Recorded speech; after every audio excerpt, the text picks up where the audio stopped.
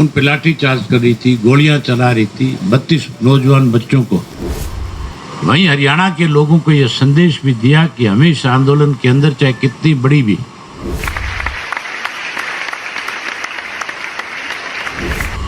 मैं एक दिन सोशल मीडिया पे ऑस्ट्रेलिया के अंदर जो हमारे हरियाणा और पंजाब के लोग थे, का स्वागत है अभय सिंह चौटाला जी।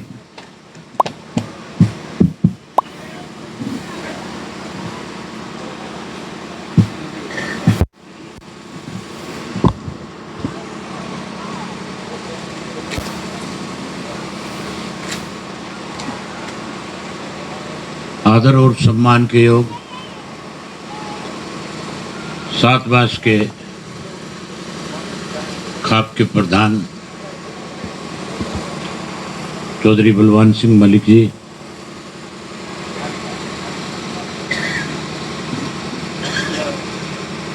इंडियन नेशनल लोकदल पार्टी के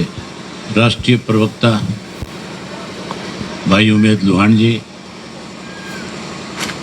श्री प्रेम सिंह मलिक जी,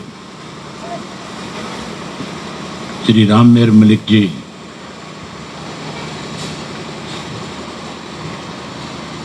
श्री राम भगत मलिक जी, जसबीर मलिक जी, रामपल मलिक जी, पुलिस के मेरे साथी रहे भाई आजाद मलिक जी, जिला के अध्यक्ष सतवीर सिसाई जी, मंच पे मेरे साथ बैठे हुए पार्टी के जिला के प्रदेश के हल्का स्तर के सभी नेतागण, आज के इस कार्यक्रम के आयोजक, किसानों की आवाज को विदेशों में बुलंद करने वाली नीतू मलिक जी, आज के इस कार्यक्रम में आए हुए आदरणीय बुजुर्गों, नौजवान साथियों, सम्मान के योग्य माताओं, बहनों, पत्रकार छायाकार साथियों, सब साथियों ने सारी बातों का जिक्र किया। प्रदेश के हालात किस किस्म के है, देश में क्या हो रहा है, भाजपा और जसपा की सरकार बनने के बाद हमें किन किन मुश्किल के दौर से गुजरना पड़ा, आज किस ढंग से हरियाणा प्रदेश में लूट मची हुई है, प्रदेश में जहाँ बेरोजगारी बढ़ी है वहाँ भ्रष्टाचार व्याज चरम सीमा पे है, वहीं उसके साथ साथ कानून व्यवस्था का भी दिवालिया पिटा हुआ है, महंगाई बढ़ रही है, किसान के खेत की फसल के दाम कम हो रहे हैं, बिजली नहीं है, पानी नहीं है, हर तरह की दिक्कत और कठिनाई से आज हरियाणा प्रदेश के लोग बहुत सारी परेशानियों का सामना कर रहे हैं। मेरे से पहले किसान आंदोलन का भी जिक्र चला और उससे पहले जाट आरक्षण की बात भी आई थी। जब जाट आरक्षण चल रहा था, जब हमारे हरियाणा प्रदेश के नौजवान पढ़े लिखे बच्चे आरक्षण की मांग को लेकर के आंदोलन चला रहे थे और सरकार उनकी बात सुनने की बजाय उन पे लाठी चार्ज कर रही थी, गोलियां चला रही थी 32 नौजवान बच्चों को, जो किसी एक जात से संबंध नहीं रखने वाले थे, अलग अलग जातियों से संबंध रखने वाले थे, लेकिन आपसी भाईचारे में कहीं ना कहीं एक दूसरे की मदद कर रहे थे। उन्हें मौत के घाट जब उतारा गया और उसको लेकर के जब आंदोलन शुरू हुआ और आंदोलन के बाद कैसे जाट समाज को आगे बढ़ाया जाए, उसके लिए कैसे हमारे जो बच्चे हैं वो उनको शिक्षित किया जाए, उसके लिए समाज की तरफ से एक चौधरी छोटूराम के नाम से एक इंस्टीट्यूट बनाने की बात आई थी। मुझे भी उसमें निमंत्रण दिया गया था, बुलाया गया था, और जब मुझे बुलाया गया था तो मैंने मंच से एक ही बात कही थी कि आज मैं इस मंच पे इसलिए आया हूं जहां आपने मुझे निमंत्रण दिया, अगर निमंत्रण ना भी देते तो भी मैं उस मंच पे जाकर के लोगों से जरूर मिलके आता, क्योंकि समाज सबसे पहले है। मैंने खुल के कहा था कि मैं राजनीतिक व्यक्ति बाद में हूं, पहले समाज के साथ हूं। जहां तक किसान आंदोलन का सवाल है, इस नीतू मलिक से भी मेरी जानकारी किसान आंदोलन के दौरान हुई। जब किसान आंदोलन चल रहा था तो दुनिया भर में इस देश के किसान के घरों में पैदा हुए लोग जो हैं, अलग अलग मुल्कों में जहाँ कोई बिजनेस करने गए हुए थे, या कोई डॉक्टर था, कोई साइंटिस्ट था, जितने भी लोग चाहे हरियाणा से थे, पंजाब से थे, राजस्थान से थे, जो खेती के साथ जुड़े हुए लोग थे, उन्होंने पूरी दुनिया में किसान आंदोलन को समर्थन करने का काम किया था। और हम लोग रोजाना सोशल मीडिया के माध्यम से इस बात को देखते थे कि हरियाणा के लोग, पंजाब के लोग, राजस्थान, उत्तर प्रदेश के लोग जो है, चाहे वो कनाडा में बसे हैं, चाहे वो इंग्लैंड में बसे हैं, चाहे अमेरिका में बसे हैं, चाहे ऑस्ट्रेलिया में बसे हैं,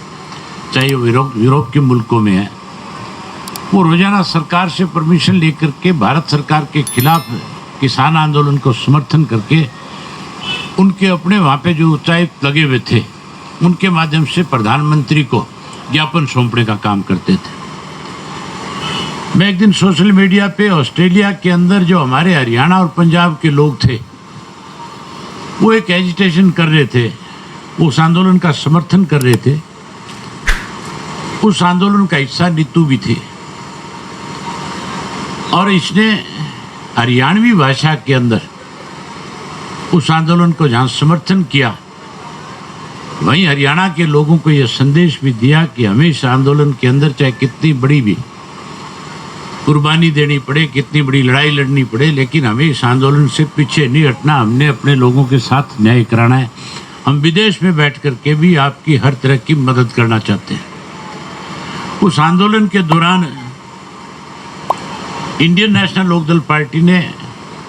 अपने ढंग से एक बड़ी भूमिका निभाने का काम किया था। हमने कहीं पार्टी का बैनर नहीं लगाया, कहीं झंडा नहीं लगाया, कहीं हमने ये नहीं कहा कि कोई पार्टी का कार्यकर्ता सामाजिक कार्यकर्ता के रूप में आपके बीच में काम कर रहा है, जो कहीं ना कहीं चौधरी देवीलाल के नाम की राजनीति करते हैं, जिन लोगों ने कहीं ना कहीं ये कह करके आप लोगों को बरगलाने का काम किया था कि हम चौधरी देवीलाल जी की नीतियों को आगे बढ़ाने का काम करेंगे, हम चौधरी देवीलाल के सपनों को साकार करेंगे। आज उन लोगों ने चौधरी देवीलाल की नीतियों को भाजपा को ले जाकर के गिरवी रख दिया। आज जो चौधरी देवीलाल, जिसके ऊपर कभी इस बात को लेकर के किसी ने उंगली नहीं उठाई थी कि चौधरी देवीलाल ने अपने राज्य में कोई एक पैसे का भी कोई इधर उधर लेन देन किया हो, कभी चौटाला साहब पे उंगली नहीं उठी थी। आज हर व्यक्ति की जबान के ऊपर है कि जननायक जनता पार्टी का हर आदमी जो है आज दोनों हाथों से इस प्रदेश को लूटने में लगा हुआ है, दोनों हाथों से अपने जेबें भरने में लगा हुआ है। आज साथियों जरूरत है, जैसे नीतू आपको बता रही थी, आपके बीच में चर्चा कर रही थी, कि हमें कोई सोच समझ करके बड़ा फैसला करना होगा। हमें कैसे इन लोगों से छुटकारा मिले, इसके लिए अपने छोटे मोटे मतभेद भुलाने होंगे। इसके लिए हमें अपनी जो ईगो है उसको ख़त्म करना होगा, और हमें सबको मिल करके इस लड़ाई को लड़ करके हरियाणा प्रदेश के लोगों को न्याय मिले। इसके लिए आने वाले विधानसभा के चुनाव में कोई फैसला करना होगा। मैं आपकी बात से, हमारी पार्टी का तो हमेशा एक फैसला रहा है, जब भी पार्टी ने कभी भी कोई लोकसभा की, विधानसभा की किसी को भी टिकट दी, पहले पार्टी के कार्यकर्ताओं को बुला करके पूछा, और जब कार्यकर्ताओं ने किसी का नाम सुझाया तो चौधरी ओम प्रकाश चौटाला ने उसको टिकट थमा करके कहा कि जाओ जा करके चुनाव लड़ो, लोगों ने फैसला करना है, चुनाव जिताए हराए ये काम तो लोगों का है, लेकिन मेरी पार्टी के अंदर जो कार्यकर्ताओं का फैसला है, हम उस कार्यकर्ताओं के फैसले को हर हालत में एक सम्मान के रूप में आगे बढ़ाने का काम करते हैं। आज आपने भी नीतू के बारे में चर्चा करी है, ये है तो ऑस्ट्रेलिया की सिटीजन। मैंने तो इसको ये राय दी थी कि आप अपने बच्चों को वहाँ ऑस्ट्रेलिया में रह करके अच्छी शिक्षा प्रदान करो, उनको आगे बढ़ाओ,